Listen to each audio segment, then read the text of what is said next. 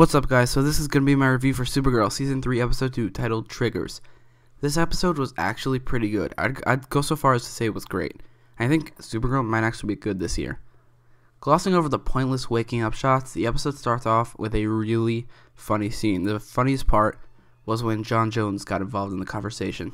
And also Wynn was also funny in that scene.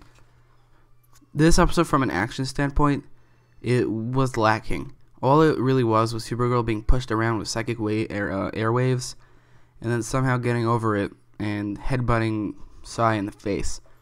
While the action was lacking, and the way Supergirl beat Sai made no sense, their fights were more in the mind, and when they were in the mind, those scenes were actually pretty good.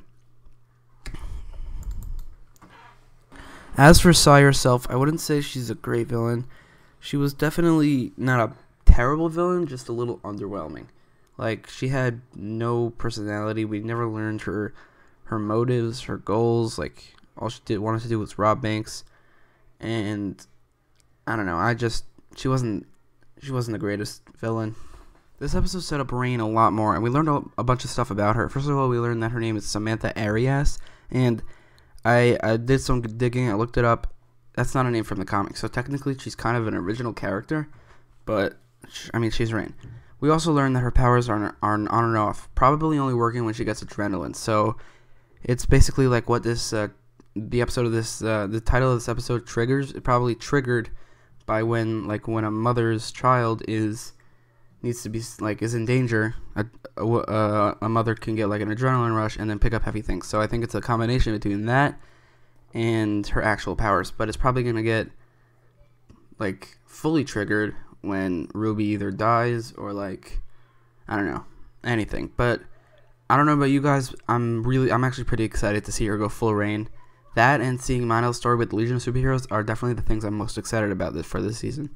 So in my review for episode 1, I actually said that I thought that the Dark Supergirl was over and I thought that it ended too early, but it seems like it didn't end at all, or it ended a little bit. So she went back to her job, but it's still there. And just like last episode, it makes Kara a much better character and allows Melissa Benoist to show her acting ability a lot more. So in conclusion, this episode has some funny moments. The fear scenes were great, the Rain story was compelling, but the action was lacking. I give this episode an 8.5 out of 10, but a solid 9.5 out of 10 in Supergirl standards. So what do you think about the episode? Let me know in the comments down below, and don't forget to like, share, and also you can vote in the top right of the corner. There's a poll asking whether or not you liked the episode or not. So vote up there, and don't forget to like, share, and subscribe. Thanks for watching.